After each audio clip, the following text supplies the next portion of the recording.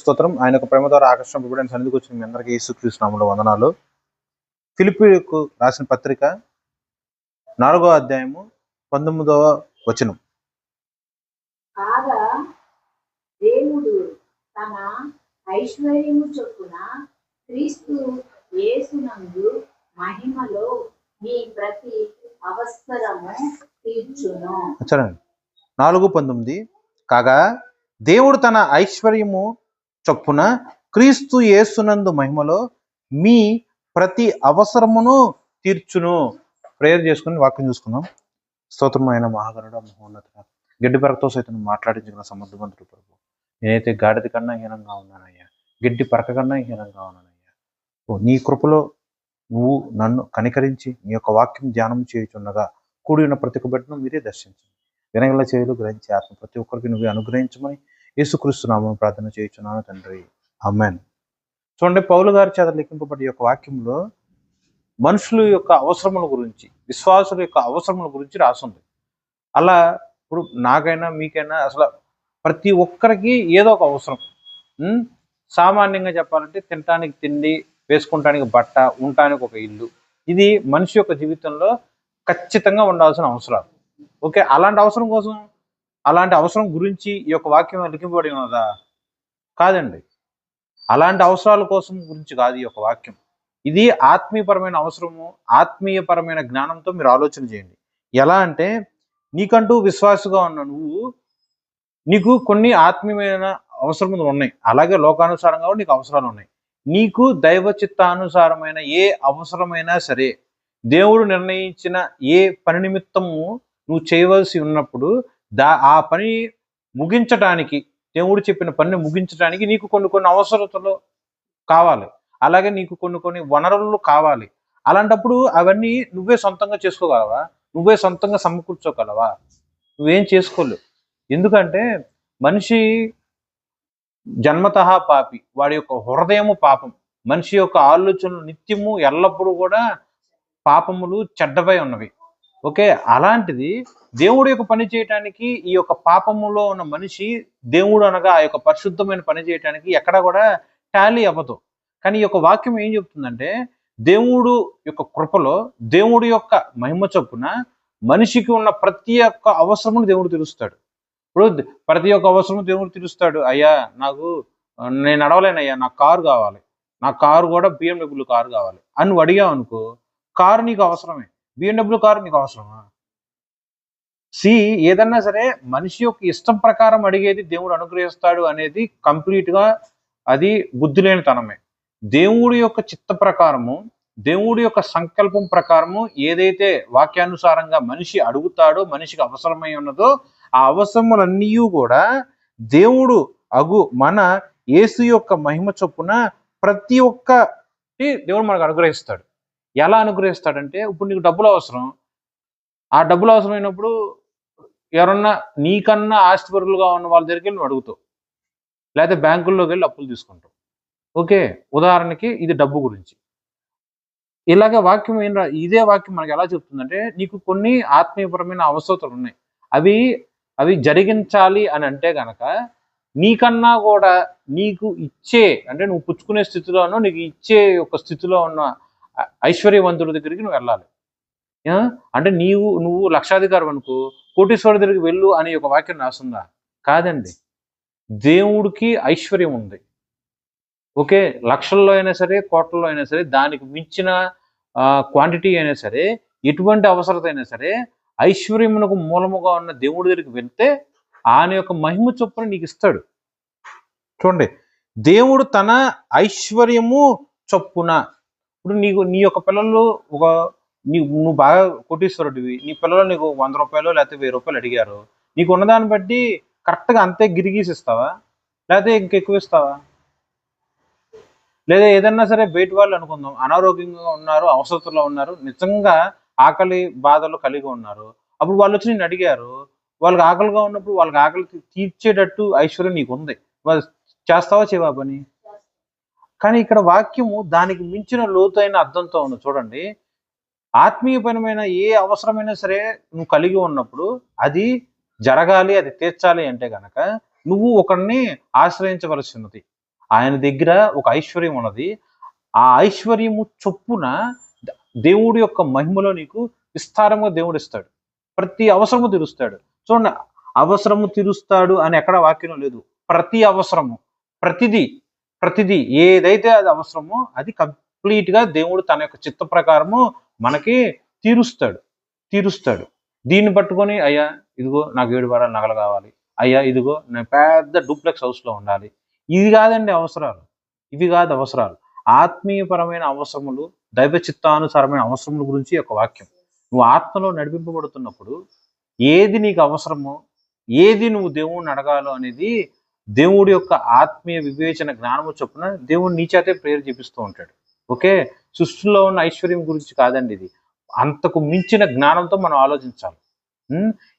లేనోడు ఉన్నాడు దగ్గరికి వెళ్ళి ఎలా అయితే అడుగుతాడో, మనం కూడా మన యొక్క ఆత్మీయ ప్రకారము ఎవరి దగ్గరికి వెళ్ళవలసి ఉన్నదంటే ఐశ్వర్యమునకు ఆధారముగా ఉన్న సృష్టికర్తగా ఉన్న దేవుడు, ఆయన దగ్గరికి మనం వెళ్ళాలి, ఆయన మనం అడగాలి. ఆయన్ని గనక నువ్వు అడిగితే ఆయన మహిమలో, అంటే దేవుడికి ఎంత గొప్ప మహిమ ఉంది, దేవుడికి ఎంత గొప్ప ఐశ్వర్యం ఉన్నది. చూడండి, కూర్చొని తింటే కొండలైనా సరే కరిగిపోతాయి అని ఒక సామెత ఉంది. ఓకే, కానీ ఎంత వాడినా సరే తరగనిది కరగని ఐశ్వర్యం దేవుడైన యెహోవా దగ్గర ఉన్నది. నువ్వు గనక ఆయన దగ్గరికి వెళ్ళావా, దైవ చిత్తానుసారంగా నీ యొక్క అవసరం ఏదైనా సరే దేవుడికి నువ్వు విన్నవించుకున్నావా, అది ఆయన యొక్క మహిమలు, ఆయన యొక్క ఐశ్వర్యం చొప్పున నీకు ప్రతిదీ దేవుడు అలాట్ చేస్తాడు. ఓకే, నాకు ఈ అవసరం ఉంది, నాకు ఆ బాధ ఉంది, నాకు ఈ కష్టం ఉంది అయ్యో అని చెప్పి నీకన్నా చదువుకున్న వాళ్ళ దగ్గరకో, నీకన్నా ఐశ్వర్యవంతుల దగ్గరకో, నీకన్నా ఘనత ఉన్న వాళ్ళ దగ్గరకో, నీకన్నా అధికారం ఉన్న వాళ్ళ దగ్గరకో వెళ్ళమని కాదు ఈ యొక్క వాక్యం. దేవుణ్ణి ఆశ్రయించు. దేవుణ్ణి ఆశ్రయిస్తే ఎన్నో రకాల దారులను, చూడండి, ఒక్క దారి అయితే మనిషి ఇస్తాడేమో, కానీ దేవుడైతే ఎన్నో విస్తారమైన దారుల ద్వారా మనకి ఆశీర్వాదము, ఐశ్వర్యము దేవుడు మనకి అనుగ్రహిస్తాడు. ఈ పౌలు గారి యొక్క జీవితంలో ఆత్మీయపరమైన ప్రయాణాలు ఎన్నో చేశారు. సంఘములకు వెళ్తాం, అన్ని మతస్థుల దగ్గరికి వెళ్ళటం. రోమన్ దేశానికి వెళ్ళినప్పుడు అక్కడ ఎంతో గొప్ప భారీ విగ్రహములతో కూడిన అన్ని దేవతలను వాళ్ళు నిలబెట్టి వాళ్ళకి ప్రేయర్ చేయటం ఇవన్నీ చేశారు. అవన్నీ చూసినప్పుడు ఆయన మనసు ఎంతగానో దుఃఖపడింది, ఘోషించింది ఆయన యొక్క ఆత్మ. దేవుడు మన కోసం ప్రాణం పెడితే ఈ యొక్క మనుషులు వచ్చేసి అన్ని దేవతలని, విగ్రహారాధనని పూజన చేస్తున్నారు ఏంటి అని చెప్పి ఆయనలో ఉన్న పరిశుద్ధాత్మ దేవుడు ఎంతగానో దుఃఖపడి ఘోషించినప్పుడు ఆయన వాళ్ళందరి నిమిత్తము ప్రేయర్ చేసి, ఎక్కడైతే ఆ యొక్క అన్ని దేవతల యొక్క ప్రతిమలు ఉన్నాయో ఆ ప్రతిమలు కూడా ఎన్నో 20, 30, 40, 100 అడుగులు అంత ఎత్తు ఉంటుంది. అలాంటి ప్రదేశంలో ఆయన ఒక్కడే నిలబడి క్రీస్తు యేసు యొక్క రాకడ గురించి, ఆయన యొక్క మృతి గురించి, ఆయన యొక్క పునరుద్ధానము గురించి ప్రకటించి ఉన్నాడు. ఇంత చేయగలడానికి కారణము, లేకపోతే అంత చేయడానికి ఆయనకున్న ధైర్యము ఆయన సొంతంగా వచ్చినాయా? ఆ టైంలో అది దేవుడి యొక్క అవసరము చొప్పున ఐశ్వర్యముగా ఉన్న ఆయన యొక్క ధైర్యాన్ని దేవుడి యొక్క మహిమలో పౌలు గారు స్వతంత్రించుకొని అన్ని ప్రజలకి ప్రకటించారు. ఓకే, ఇక్కడ ఆ సందర్భంలో పౌలు గారి యొక్క అవసరం ఏంటి? బట్టలు, ధనము, ఘనత అదే కాదు, క్రీస్తు యేసు యొక్క సువార్త ప్రకటించడం ఆయన యొక్క అవసరం. ఆ అవసరత నిమిత్తము పరిశుద్ధాత్మని ఆయన సహాయముగా అర్థించాడు. అప్పుడు విస్తారముగా ఉన్న దేవుడి యొక్క కృప చొప్పున ఆ యొక్క ధైర్యము దేవుడి యొక్క ఐశ్వర్యము చొప్పున దేవుడి యొక్క మహిమలో ఆయన ఆ వాక్యాన్ని అక్కడ ప్రకటించటము, ఆ యొక్క రోమన్ దేశంలో దేవుడి యొక్క సత్య సువార్త అన్ని జనుల మధ్యాన ప్రకటించడం జరిగింది. ఇది ఒక ఉదాహరణ, అర్థమైందా? అలాగే నీ జీవితంలో అయినా సరే, నా జీవితంలో అయినా సరే, విశ్వాసగా ఉన్న ఏ ఒక్కడైనా సరే దేవుడు ఒకానొక పని చెప్తాడు. ఇప్పుడు అబ్రహాం ఉన్నాడు. అబ్రహాం దేవుడు చెప్పిన ఏంటి? నీ కొడుకుని నాకు ఇవ్వయ్యా అని. మేబీ మీరు ఆలోచించండి. అలాగే ఆయన యొక్క దేవుళ్ళలోకి వచ్చిన ఆరంభ స్థితిలో ఇదిగో నీ యొక్క కన్న తల్లిదండ్రులను, నీవు కలిగిన ఆస్తిపాస్తులను వెంట పెట్టుకొని నీ స్వజనులందరినీ కూడా విడిచి వచ్చేసి అని చెప్పాడు. అది కూడా దేవుడి యొక్క పనే. చేశాడా చేయలేదు అబ్రహాము? అది చెయ్యటానికి కావలసిన ఆ యొక్క అవసరం, అది సొంతంగా ఆయనకు ధైర్యం వచ్చిందా? దేవుడి యొక్క సహాయం ద్వారానేగా, దేవుడి యొక్క ఐశ్వర్యం చొప్పునేగా ఆయన వచ్చింది. అలాగే నీ ఒక్కగానొక కుమారుడుగా ఉన్న ఆ యొక్క ఇస్సాకును నాకు బలిగా అర్పించన్నారు. ఈ పని చేయడానికి కూడా అబ్రహాము 100% తన యొక్క సొంత క్యాపబిలిటీ ప్రకారం చేయగలిగాడా? లేకపోతే దేవుడి యొక్క సహాయం ద్వారా చేయగలిగాడా? ఉం? మీకు మీరు పేరెంట్సే కదా, మీరు ఆ స్థితిలో ఉంటే చేస్తారా? ఒకవేళ చేయవలసి వస్తే గనక దేవుడి యొక్క సహాయము, దేవుడి యొక్క ఆత్మ ప్రేరేపణ నడిపింపు చొప్పున మనం చేయగలుగుతామా? లేదంటే సొంత స్థితిగతులు బట్టి మనం చేయగలుగుతామా? ఆలోచన చేయండి. ఉం? ఇలా ఈ యొక్క వాక్యం మళ్ళీ ఇంకోసారి చూసుకోండి. నాకైనా మీకైనా దేవుడు ఏదన్నా ఒక పని చెప్పినప్పుడు ఆ పని ఉదాహరణకి నెహమ్యా ఉన్నాడు. నెహమ్యాకి దేవుడి యొక్క ఆత్మ యొక్క ప్రేరేపణ ఏంటంటే ఆ యొక్క అగ్ని చేత కాల్చబడిన దేవుడి యొక్క ప్రాకారమును తిరిగి కట్టవలసి ఉన్నది అన్న ప్రేరేపణ వచ్చింది. ఇప్పుడు గోడలో యెరూషలేముకి ప్రాకారములుగా ఉన్న అంటే సరిహద్దు ప్రాంగణంలో ఫెన్సింగ్ లాంటి గోడలను కట్టాలి. ఓకే, అది కట్టాలి. కట్టడం ఎలా దేంతో కడతారు? ఇప్పుడున్న టెక్నాలజీ ప్రకారము ఇటుక రాళ్ళు, సిమెంట్ రాళ్ళు, సిమెంటు, అలాగే ఇసుక, ఇంకా ఏదైనా సరే చెక్కలో డోర్లు పెట్టాలి కాబట్టి చెక్క, మళ్ళీ ఐరన్, అలాగే ఇంకేదన్నా స్టీల్ సామాన్లు అవ్వచ్చు, ప్రతిదీ కూడా వాడాల్సి వస్తుంది కదా. ఇప్పుడు నెహమ్యా ఏమన్నా గొప్ప ఐశ్వర్యవంతుడా? ఆయనకి ఇవన్నీ కొనటానికి కాదు కదా. పరదేశంలో రాజుకి అంటే అన్యుల ప్రాంతంలో అన్య దేవతల యొక్క దేశంలో అన్యుడుగా ఉన్న ఒక మహారాజుకి కేవలము గిన్నె అందించే ఒక పని కలిగినాడు. అంటే ఐశ్వర్యవంతుడు కాదు కదా. రాజు పానం చేసేటప్పుడు రాజుకి గిన్నె అందించేవాడు. అంటే ఒక రకంగా చెప్పాలంటే హోటల్లో సర్వర్ ఎలా ఉంటాడు, రాజు దగ్గర వడ్డం చేసే ఒక సర్వర్ ఆయన. అది కూడా గిన్నె అందించడం, పానీయంలో అందించడం, అంతే ఆయన పని. మరి ఆయనకి అన్ని డబ్బు ఎక్కడి నుంచి వస్తుంది? ఆ యొక్క ప్రాకారంలో కట్టడానికి, మెటీరియల్ కొనడానికి ఎక్కడి నుంచి వస్తుంది? అట్టి ఆత్మ అతను కలిగి ఉన్నాడు. దేవుడి యొక్క పని చేయటం ఆయనకి అవసరమై ఉన్నది. ఆ అవసరతను బట్టి రాజును ఆశ్రయించడానికన్నా ముందు దేవుణ్ణి ఆశ్రయించి దేవుడికి ప్రేయర్ చేశాడా లేదా? 1వ అధ్యాయంలో గొప్ప ప్రార్థన ఉంది, 2వ అధ్యాయంలో గొప్ప ప్రార్థన ఉంది. నెహమ్యా ప్రార్థన చేశాడు దేవుడికి. అప్పుడు దేవుడికున్న ఐశ్వర్యం చొప్పున దేవుడు ఆ యొక్క రాజు యొక్క మనసును స్వాధీనపరుచుకుని నెహమ్యా అడిగినప్పుడు రాజు సమాధానముగా ఉండి ఏదైతే కావాలో అవన్నీ తీసేసుకో అని చెప్పేసి ఒక తాకీదు, అంటే రాజు సైన్ చేసిన లెటర్ ఇచ్చాడు. దాన్ని బట్టే ప్రతి ఒక్క వనరులను, ప్రతి ఒక్క మెటీరియల్ను, ప్రతిదీ కూడా నెహమ్యా సంపాదించుకుంటాం మాత్రమే కాకుండా అది మోసుకొని వెళ్తానికి కూడా పనులను కూడా ఇచ్చాడు రాజు. అది ఎవడో కేవలం గిన్నె అందించేవాడు, కానీ ఇంత ఒక అడవుల్లో ఉన్న చెట్లు మొత్తం నరకటానికి సైతము అవన్నీ కూడా మళ్ళీ తిరిగి యెరూషలేముకు తీసుకురావడానికి కూడా అతనికి అంత రిసోర్సెస్ ఎక్కడి నుంచి వచ్చినాయి? 1వ అధ్యాయంలో ఆ నెహమ్యా చేసిన ప్రేయర్ వల్ల. సో ఏదైనా సరే మనకి ఒక ఆత్మీయమైన పని ఉన్నప్పుడు ఆ పని మనం చెయ్యాలనుకోండి, దేవుణ్ణి ఆశ్రయిస్తే దేవుడు తనకున్న ఐశ్వర్యం చొప్పున, ఇప్పుడు ఉద్యోగస్తుడికి ఒక జీతం ఇంత అని ఉంటుంది, 10,000, 20,000, 1,00,000.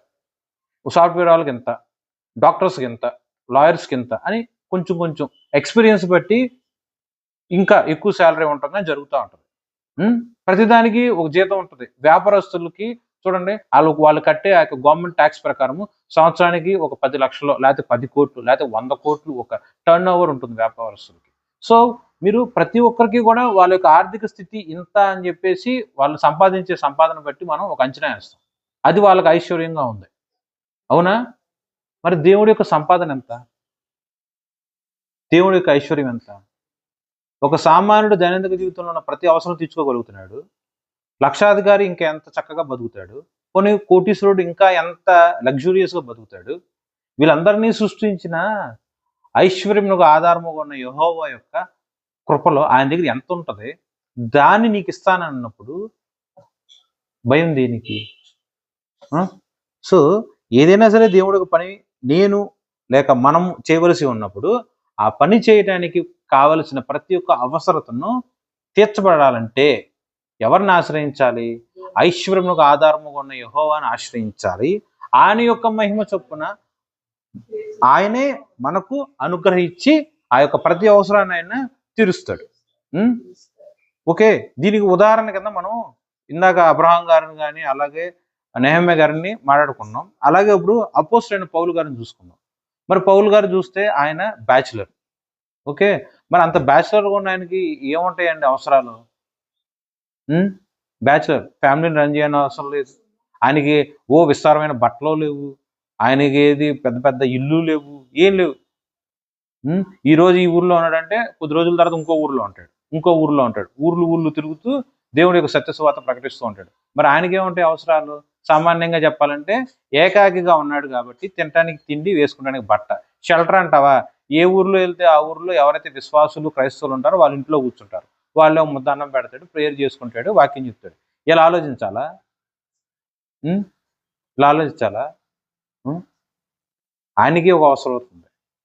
ఆ అవసరత ఏంటంటే చూడండి, 2 కొరింథీయులు రాసిన పత్రిక 12వ అధ్యాయము, మీ అందరికీ తెలిసిన వాక్యమే, 9వ వచనం. అందుకు నా కృప నీకు చాలును, బలహీనత యందు నా శక్తి పరిపూర్ణమవుతున్నదని ఆయన నాతో చెప్పాను. కాగా క్రీస్తు శక్తి నా మీద నిలిచియుట నిమిత్తము విశేషముగా నా బలహీనతల యందే బహు సంతోషంగా అతిశయపడుదును. చాలండి. 2 కొరింథీయులకు రాసిన పత్రిక 12వ అధ్యాయము 9వ వచనం చూడండి. తెలిసిన వాక్యమే కదా. సామాన్యంగా మనం ఎంతవరకు గుర్తుపెట్టుకుంటాం? నా కృప నీకు చాలును. ఈవెన్ ఈ పోడియం మీద రాసిన వాక్యం కూడా అదే. ఆ వాక్యము ఓకే, మీ అందరికీ తెలుసు, అంతకుముందు మనం కూడా చాలాసార్లు మాట్లాడుకున్నాం. కానీ ఆ వాక్యానికి ఒక ఇంటర్లింక్గా, అనుసంబంధంగా ఏం రాస్తుందంటే చూడండి, 12:9 2 కొరింథీయులు, నా కృప, ఇది మాట్లాడిన మాట సాక్షాత్తు దేవుడు ఒక విశ్వాసితో, అపోస్తులుగా ఉన్న పౌలు గారితో మాట్లాడుతున్నారు. నా కృప నీకు చాలును, ఇది ఇంపార్టెంట్ అండి, బలహీనత యందు నా శక్తి పరిపూర్ణమగుచున్నది అని ఆయన నాతో చెప్పెను. దేవుడు ఒక విశ్వాసితో మాట్లాడుతున్నాడు, దేవుడు ఒక సంఘంతో మాట్లాడుతున్నాడు, దేవుడు మనందరితో మాట్లాడుతున్నాడు. ఏంటంటే మనిషి యొక్క బలహీనత యందు దేవుని యొక్క శక్తి పరిపూర్ణమగుచున్నది. చూడండి, బలము కలిగినోడికి కంప్లీట్ ఆపోజిట్, వ్యతిరేకమైన పదం ఏంటి? బలహీనత. అవునా కాదా? బలము, బలం లేకపోవటం, ఐశ్వర్యము, లేమి, ఆరోగ్యము, అనారోగ్యము, ఇలాంటి ఆపోజిట్ ఫార్మ్స్ ఉంటాయి కదా. మంచికి చెడుకి, వెలుగు చీకటి, పగలు రాత్రి. ఈ యొక్క వాక్యంలో కూడా ఏం రాస్తుంది? బలహీనత ఒకటి ఉంది, దానికి ఆపోజిట్ ఏంటి? దేవుని యొక్క బలము. మనిషి యొక్క బలహీనత, అలాగే దేవుడి యొక్క బలం. 10వ వచనంలో అలా రాసి ఉంటుంది చూడండి. రెండు ఆపోజిట్ కదా, రెండు వ్యతిరేకత కలిగిన స్వభావములు, అవునా కదా?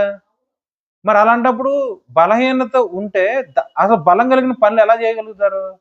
ఉదాహరణకి నువ్వు కంప్లీట్ నీరసంగా ఉన్నావు అబ్బా, బలమైన ఒక బకెట్ లేకపోతే ఏదో బరువైన వస్తువులు లేపగలవా? నువ్వు లేపలేవు. ఎందుకు?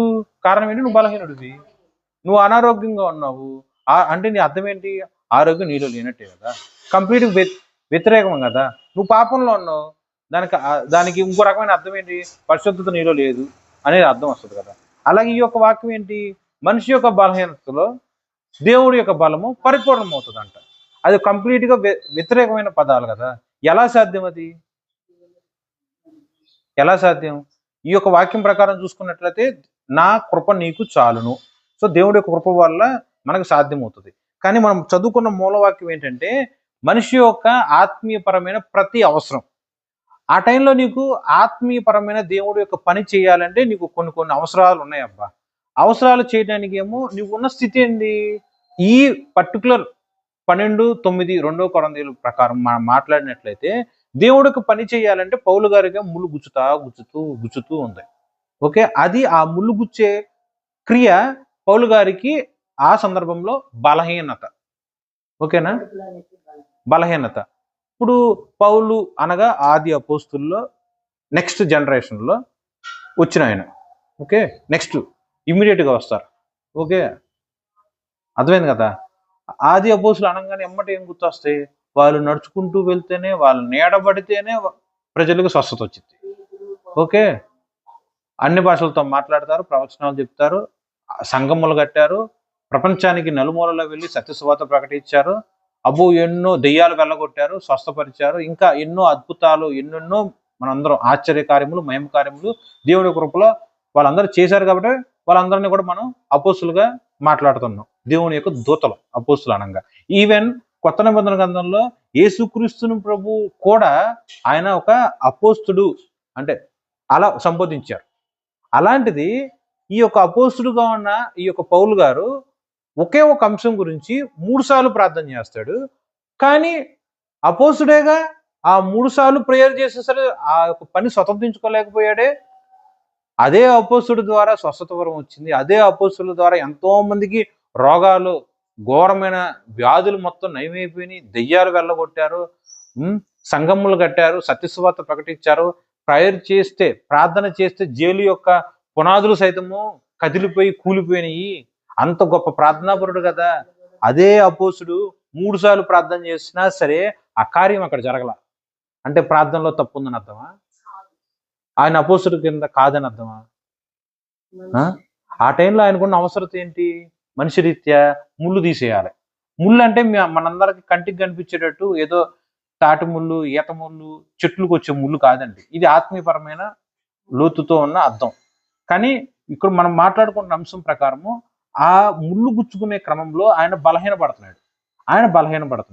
ఆ టైంలో ఆయనకున్న అవసరం ఏంటి? ఆ బలహీనత నుంచి ఆయన జయించాలి. మనమందరం ఏమనుకుంటాం? బలహీనత తీసేసాం అనుకో మనము బలపడతాం. మనం అలా ఆలోచిస్తాం. కానీ దేవుడి యొక్క ఆలోచనలు మనుషులు గ్రహించలేరు.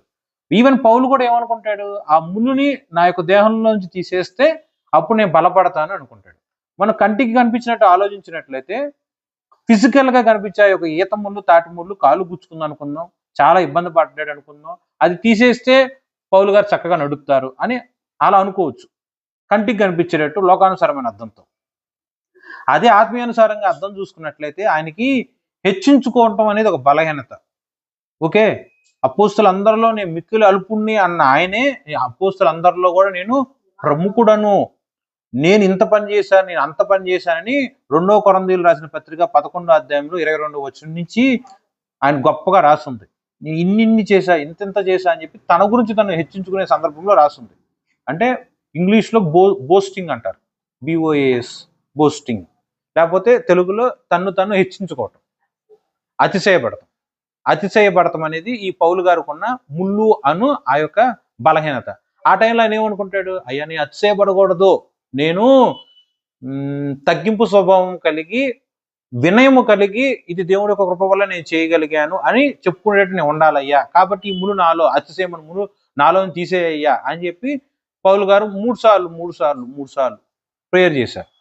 మొదటిసారి ప్రేయర్ చేసినా దేవుడు ఆన్సర్ ఇచ్చాడు, రెండోసారి ప్రేయర్కి ఆన్సర్ ఇచ్చాడు, మూడోసారి ప్రేయర్కి ఆన్సర్ ఇచ్చాడు తప్ప ముళ్ళు మాత్రం దేవుడు తీల.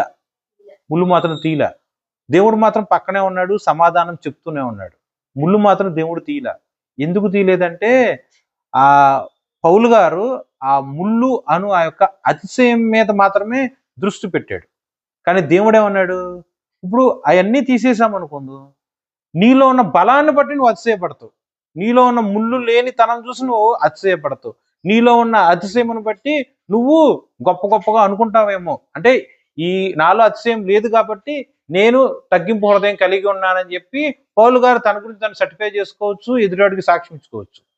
కానీ నీ యొక్క నీ బలహీనతను నేను సప్రెస్ చేసి దేవుడి యొక్క ఐశ్వర్యముగా ఉన్న ఆ యొక్క తగ్గింపు స్వభావం నేను నీకు ఇచ్చి నీ యొక్క బలహీనతను జయించున్నట్లుగా నా యొక్క మహిమలో నీ యొక్క కార్యం నేను చేస్తాను. సో ఆ అతిశయం మీద, నిన్ను మాటికి గుచ్చే ఆ యొక్క ముళ్ళు మీద నువ్వు దృష్టి పెట్టమాకు. ఆ దృష్టి చాలించి దేవుడి యొక్క ఐశ్వర్యముగా ఉన్న వినయము, విధేయత, తగ్గింపు, వీటన్నిటికన్నా మించి ఆ యొక్క కృపలో నువ్వు దేవుని మీద దృష్టి పెట్టు. అప్పుడు ఆయన యొక్క మహిమ చొప్పున నువ్వు సమస్తము చేయగలవు అని చెప్పి పౌలు గారికి దేవుడు ఇచ్చిన వాక్యం. లెందీగా ఉందండి, అర్థమైందా? ఓకే, మళ్ళీ ఈ వాక్యం చూడండి. నా కృప నీకు చాలును అనేది సాధారణంగా అందరూ అనుకుంటాము. కానీ ఆ కృప నీకు చాలును అంటే అర్థం ఏంటంటే బలహీనతను తీసేయమన్నావు. కానీ అదే మనిషి యొక్క బలహీనతలో దేవుడు తన యొక్క పరిపూర్ణమైన దేవుడి యొక్క శక్తి, బలము దేవుడు చూపిస్తాడు. ఇప్పుడు మన బలహీనత, ఇప్పుడు నెహెమ్యాకు ఉన్న బలహీనత ఏంటి? కేవలం గిన్నె అందించేవాడు. ఐశ్వర్యం లేదు, డబ్బు లేదు, ఘనత లేదు, శత్రువులు ఎక్కువ మంది ఉన్నారు, పైగా దేశం కాని దేశం, భాష కాని భాష, వేరే దేశంలో ఇలా గిన్నె అందించేవాడుగా. ఓకే, అలాంటి స్థితిలో ఉన్నాడు. ఆయన వచ్చి దేవుడి యొక్క మందిరమునకు ప్రాకారములు కట్టడం ఏంది? యెరూషలేమునకు ప్రాకారం కట్టడం ఏంది? అది సామాన్యంగా చూస్తే అది ఆయన బలహీనత. అంటే ఆ కట్టలేనితనం, ఐశ్వర్యం లేకపోవడం ఆయన బలహీనత. కానీ అవన్నీ జయించాడుగా. తన యొక్క స్థితి, అయ్యా నీకు గిన్నెనిచ్చేవాడినయ్యా అని చెప్పి అక్కడే ఆయన ఆగిపోయాడా ఆ బలహీనత దగ్గర? అది దాటి ముందుకు వచ్చాడు కదా. దేవుణ్ణి ఆశ్రయించి ఉన్నాడు కాబట్టే ముందుకు వచ్చి ఉన్నాడు. అలాగే మనం కూడా దేవుడి యొక్క పని మనకు ఏదైనా అప్పగిస్తే కనుక, అయ్యా నేను నా జీతం ఇంతే, లేకపోతే నా చదువు ఇంతే, అయ్యా నా జ్ఞానం ఇంతే, లేదా నా కుటుంబంలో నేను చాలా చిన్నోడిని, చాలా అల్పుణ్ణి, నన్ను ఎవడ కేర్ చేయడు, ఇలా మనిషికున్న బలహీనతల ప్రకారము అక్కడే ఆగిపోయి, ఉదాహరణ మోషే గారు, అయ్యా నేను నత్తోడిని అయ్యా, నేను నీ పని ఏం చేస్తానయ్యా, నా వల్ల కాదు స్వామి అని చెప్పి దేవుడు పని చేయకుండా దేవుడికి ఇంకేదో కుంటు సాకులు చెప్పుకుంటూ తప్పించుకుంటూ తిరిగామనుకో, ఎలా సాధ్యం అది? అలా కాకుండా ఇది నా పరిస్థితి, దీంట్లోంచి నన్ను తీసుకొచ్చేసి నీ ఐశ్వర్యం చొప్పున నేను నీ పని చేయగలను అని చెప్పి నెహమ్యా లాగా మనం చేసినట్లయితే ఖచ్చితంగా దేవుడు ఆయన యొక్క మహిమలో మనల్ని సహాయం చేస్తాడు. మరొకసారి చూడండి, 2 వ్యతిరేకమైన పదములు ఆ యొక్క 9వ వచనం ప్రకారం, బలహీనత యందు నా శక్తి పరిపూర్ణమగుచున్నది. మనిషిగా ఉన్న మన యొక్క బలహీనత మీద మనము దృష్టి పెడతాం. అనారోగ్యంగా ఉంది, ఒంట్లో బాగాలేదు, నీరసంగా ఉంది, డబ్బులు లేవు, జ్ఞానం లేదు, బుద్ధి లేదు, మనుషులందరూ నాకు ఎవరు సపోర్ట్ చేయట్లే, నేను ఇంక నీ పని ఏం చేస్తానయ్యా అని చెప్పి చేతులు కాళ్ళు ముడుచుకొని కూర్చున్నాం అనుకో, అది కరెక్ట్ కాదు. ఆత్మీయతలో అది ఎంత మాత్రము ఒప్పుకునేది కానే కాదు. అది దాటి ముందుకు రావాలి. పౌలు గారు వచ్చారుగా, 3 సార్లు ప్రేయర్ చేశారు. 3 సార్లు ప్రేయర్ చేసినా సరే దేవుడు చక్కగా సమాధానం చెప్పాడుగా. ముళ్ళు మీద నువ్వు కాన్సన్ట్రేషన్ చేయమాకు, నీ బలహీనత మీద కాన్సన్ట్రేషన్ చేయమాకు, కృప మీద నువ్వు కాన్సన్ట్రేషన్ చేయి, దేవుడి యొక్క ఐశ్వర్యం మీద నువ్వు కాన్సన్ట్రేషన్ చేయి, దేవుడి యొక్క మహిమ మీద నువ్వు కాన్సన్ట్రేషన్ చేయి. అప్పుడు ఆ ముళ్ళు నిన్ను గుచ్చుకున్నా నీకు నొప్పి తెలియదు, బాధ తెలియదు, నువ్వు దేవుడి యొక్క పని చేస్తూనే ఉంటావు.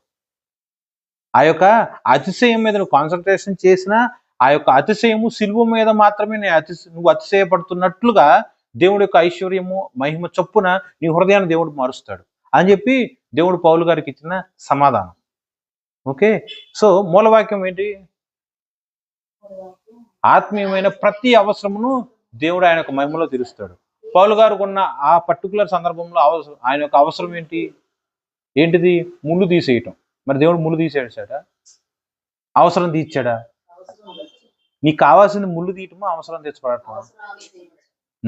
సో నువ్వు ఏదైనా సమస్యతో వచ్చినప్పుడు ఆ సమస్య పోవటం ముఖ్యం, కానీ నువ్వు అనుకున్న పద్ధతిలోనే సమస్య పోవటం ముఖ్యం కాదు కదా. అవునా కదా? నీకు అనారోగ్యం ఉంది, నువ్వు స్వస్థపరచబడటం మాత్రమే నీకు కావాలి, అంతేగాని ఏ డాక్టర్ దగ్గరికి వెళ్ళాలి, ఏ వైద్యం చేసుకోవాలనేది నీకు అవసరమా? మేబీ డాక్టర్ ద్వారా నువ్వు స్వస్థపరచబడవచ్చు, అంటే దేవుడు ఇచ్చిన పర్టికులర్ మెడిసిన్ ద్వారా నువ్వు స్వస్థపరచబడతావు, ఒప్పుకుంటాం. కానీ పర్టికులర్గా వాళ్ళ దగ్గరికి, అయ్యా నేను ఆ డాక్టర్ దగ్గరికి వెళ్తా, నాకు ఖచ్చితంగా స్వస్థత ఇచ్చేసి అని చెప్పి ప్రేయర్ చేయాలా? లేకపోతే అయ్యా నన్ను స్వస్థపరచు అని చెప్పి ప్రేయర్ చేయాలా? ఎంత తేడా ఉంది చూడండి. అంటే నేను ఈ మనిషి ద్వారా నేను ఈ పని చేయాలని ఎప్పుడు పెట్టుకోకూడదు. ఓకే, ఈ పర్టికులర్ రిసోర్సెస్ ద్వారానే నేను పని చేయాలని ఎప్పుడు పెట్టుకోకూడదు. మన దేవుడికి పని చేయాలి, అది దైవ చిత్తానుసారంగా మనం పని చేయాలి.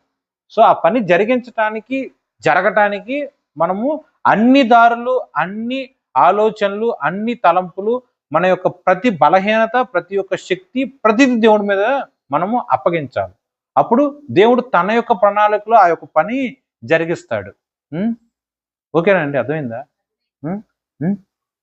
ఓకే, ఈ ముళ్ళు నాలోంచి తీసివేయి. 9వ వచనంలో, బలహీనత యందు నా శక్తి పరిపూర్ణమగుచున్నదని ఆయన నాతో చెప్పెను, కాగా క్రీస్తు శక్తి నా మీద నిలిచియుండు నిమిత్తము విశేషముగా నా బలహీనత యందే బహు సంతోషముగా అతిశయ పడుదును. ఓకే, ఇది ఎంత బాగా లోతుగా మీరు ఆలోచన చేయండి. ముళ్ళు తీట్లా, మరి నేనేమో ఎగిరెగిరి పడుతున్నా, అతిశయ పడుతున్నా. పౌలులో ఎగిరెగిరి పడతాం ఏంటి అని మీరు ఏమైనా అనుకునేరు? చూడండి, జాగారములతోనూ ఆకలి దప్పులతోనూ తరచుగా ఉపవాసములతోనూ చలితోనూ దిగంబరత్వముతోనూ ఉంటిని, ఇంకనూ చెప్పవలసినవి అనేకములున్నవి. ఈ వాక్యం మీ అందరికీ తెలుసుగా. ఒకసారి ఏమన్నా మీరు ఎప్పుడన్నా బైబుల్ చదివారో నాకు తెలియదులే, కానీ ఇన్ఫ్యాక్ట్ నేను కూడా డైలీ అంతగా చదవకపోవచ్చు, కానీ ఇప్పుడు పౌలు గారు చేసిన పనుల గురించి అమ్మో ఇంత గొప్ప పని అని మీరు అందరూ అనుకున్నారు కదా, నేను ఒకప్పుడు అలాగే అనుకున్నాను. మరి పేతురు గారు కూడా ఇలా ఇప్పుడు రాసుకున్నాడు ఆయన గురించి. పేతురు గారు కూడా మొదటి పేతురు పత్రిక రాశాడు, రెండో పేతురు పత్రిక రాశాడు, ఇంతగా రాశాడు ఆయన. మరి ఆయన కూడా తలకిందులు వేయబడి దేవుడి కోసం సిలువ వేయబడి చచ్చిపోయాడు, హతసాక్షి అయ్యాడు పేతురు గారు. మరి ఆయన కూడా ఇలా రాసుకున్నాడా? బాప్తిస్మిచ్చి యోహాన్ కాదు, జనరల్ ఆది అపోస్తుల్లో ఉన్న యోహాన్ గారు కూడా ఇలాగే రాశారా? నేను ఓడ పగిలిపోయి ఇలా ఉన్నా, నేను ఈసార్లు కొరడా దెబ్బలు తిన్నాని యోహాన్ గారు రాసుకున్నారా? ఆయన కూడా చాలా పత్రికలు రాశారు, సువార్తలు రాశారు యోహాన్ గారు. ఆయన రాసుకున్నాడు పోనీ? మత్తయ్య గారు రాశారా? లూకా రాశాడా? ఇంకా యాకోబు రాశారా? మార్కు రాశారా? ఎవరినన్నా తీసుకోండి బైబిల్లో, కొత్త నిబంధన గ్రంథంలో ఎవరన్నా సరే ఇంత డీటెయిల్గా ఎవరన్నా రాసుకున్నారు ఆయన గురించి? పర్టికులర్గా ఒక పౌలు గారు మాత్రమే రాశారు. ఓకే, ఆ రాయటం కూడా మరి ఎక్కువగా నేను ప్రయాసపడితే, మరి ఎక్కువగా నేను సువార్త ప్రకటించాను. నిజమే, కొత్త నిబంధన గ్రంథంలో మిగతా అపోస్తులుగా ఉన్న వాళ్ళందరికన్నా కూడా ఈయన రాసిన పత్రికలు ఎక్కువ ఉన్నాయి. నేను బ్రతుకుట క్రీస్తుకే, చావైతే మరి మేలు, నేను క్రీస్తు పోలి నడుచుకుని ఉన్నాను అని చెప్పి కూడా ఆయనే రాశారు. ఇలాంటి స్టేట్మెంట్ మరి ఇంకా ఎవరో, ఏ ఒక్క అపోస్తుడు కూడా, ఆది శిష్యులు ఎవరు కూడా ఇవ్వాల. పేతురు, యోహాను, యాకోబు ఎవరు ఇవ్వాల. ఈ పౌలు గారు మాత్రమే ఇచ్చారు. అంత ఆత్మీయపరుడు అని ఆయన ఇచ్చాడు అనుకోవాలా? ఈ పౌలు గారు పేతురు కన్నా, యోహాను కన్నా, మార్కు ఇలా ఆది అపోస్తుల కన్నా గొప్ప అని చెప్పి అలా అర్థం చేసుకోవాలా? మీకు ఎలా అర్థమవుతుంది మరి మీకు? అవన్నీ చేసుకున్నారు కాబట్టి ఆయన రాశాడు అనుకోవచ్చు. మరి పేతురు గారికి జరగలేదు ఇలాంటివి? యోహాన్ గారికి జరగలేదా? ఈయన అనుభవించిన మొత్తం రాశారు. ఇలాంటివే పేతురు గారు, యోహాన్ గారు అందరూ రాశారు. కానీ దేవుడు ఒకనొక వాక్యంలో ఏం రాశారంటే, ఈయన అంటే పౌలు గారు తన యొక్క జీవితంలో విశ్వాసుల్ని ఎంతగానో చిత్రహింసలు పెట్టారు, ఎంతగానో కష్టపెట్టాడు. సో ఒక విశ్వాసిగా ఉన్నవాడు ఎంతవరకు దేవుడి కోసం నిలబడి, కష్టపడి, శ్రమపడి ఓర్చుకుంటాడో అవన్నీ కూడా పౌలు జీవితంలో నేను అనుగ్రహిస్తానని చెప్పి, నా నామమును ఆయన భరించినట్లుగా చేస్తానని చెప్పి దేవుడు సర్టిఫై చేశాడు. దాని ప్రకారమే మిగతా శిష్యులు అందరికన్నా కూడా పౌలు గారే అత్యధికంగా ప్రయాసపడ్డారు, కష్టపడ్డారు. ఓకే, ఇంతవరకు కూడా ఓకే కదా మీకు? ఇంతవరకు ఓకే. కానీ అతిశయము అన్న పాయింట్ చూసుకున్నట్లయితే అది యోహాన్ గారు, పేతురు గారులో కన్నా కూడా ఈయనలోనే ఎక్కువ ఉంటుంది. అది కూడా వాక్యంలో రాసి ఉంటుంది. ఇది కూడా కల్పితమైనది కూడా కానే కాదండి. ఆ అతిశయము మిగతా అందరిలో, శిష్యులందరితో పోలిస్తే ఈ యొక్క పౌలు గారిలోనే ఉంటుంది. ఆ అతిశయమును, ఆ యొక్క ముళ్ళు పోవటానికి ఇది పౌలు గారు ముమ్మార్లు ప్రేయర్ చేయటం, ఆ ప్రేయర్కి దేవుడు సమాధానం చెప్పటం. ఈ అతిశయము మీద దృష్టి పెట్టమాకు, నీ అతిశయమును జయించాలంటే, ఆ యొక్క అతిశయమును బలహీనత జయించాలంటే కృప అను దేవుడు యొక్క శక్తి నీలో దేవుడు యొక్క కార్యం చేస్తుంది. ఒకవేళ ఆ ముళ్ళు అనే అతిశయం నీలోంచి నేను తీసేశాను అనుకో, అప్పుడు నువ్వేమనుకుంటావు? నేనే చేశా. నువ్వు అన్నావు కదా, నేనే బోట్ ప్రయాణం చేసినప్పుడు ఓడ బద్దలైనప్పుడు ముమ్మార్లు ఇలా ఉన్నా, ఇన్ని దెబ్బలు తిన్నా, ఇన్ని సార్లు జైల్లో ఉన్నా, ఇన్ని బాధలు పడ్డా, ఇంత ప్రయాసపడ్డా, ఇంత కష్టపడ్డా నువ్వు అనుకుంటున్నావు కదా. ఇవన్నీ కూడా పౌలు వలనే జరిగినవి అని పౌలు అనుకుంటాడు. ఇవన్నీ జరిగిన మాట నిజమే. అవన్నీ కూడా నీలో అతిశయం అని ముళ్ళు ఉన్నా కూడా నువ్వు చేయగలిగావంటే అది ఆ ముళ్ళు అనే అతిశయం వల్ల కాదు, ఆ బలహీనతను జయించిన క్రీస్తు యొక్క శక్తియగు పరిపూర్ణమైన దేవుడి యొక్క శక్తి, బలము, కృప. ఓకేనా? మన దేవుడి కోసం చేసిన ఏ పనైనా సరే చెప్పుకునే దాంట్లో మీకు పై మాట మాత్రమే కనిపిస్తుంది. కానీ ఏ హృదయంతో చెప్పుకుంటున్నా కూడా ముఖ్యం. నేను ఉపవాసం ఉన్నా, బైబిల్ ప్రకారం ఉపవాసం ఉండాలి, ప్రేయర్ చేసుకోవాలి. కానీ అది అతిశయంగా మనం మాట్లాడుకోకూడదు. దేవుడి కోసం మేబీ అన్నపానములు మనం వదిలేసాం, నిజమే. బైబిల్లో మత్తయి సువార్తలో రాసి ఉంటుంది, తినేవాడు దేవుని స్తుతించి తింటున్నాడు, తిననేవాడు దేవుణ్ణి స్తుతించి ఆ తిండిని విసర్జించుతున్నాడు. రెండు దేవుడికి మహిమకరంగానే చేసినాయిగా.